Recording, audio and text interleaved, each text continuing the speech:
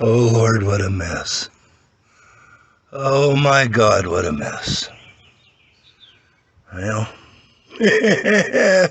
Randall, you asked for it. God, I can do this. Well, this little car's come a long way in a week. Went from a multicolored rat's nest up front to what you see right now. I mean, it looks like spaghetti, but there's a reasoning behind all of this. And I had multicolored wire. I really didn't wrap it. I don't like wrapping because you ever have a problem, then you have to go and cut all that out and retrace. And the hood's down, who knows? So anyways, everything's wired up correctly. Fuses are installed, radio's installed, wires are installed. Come around here to the car.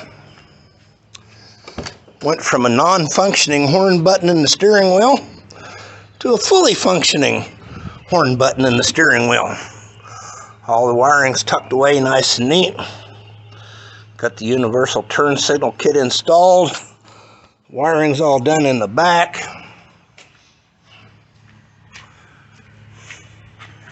And I hid the wires as best I could. I think I did a pretty good job.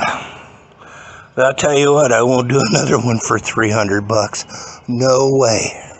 There she goes. He's really happy.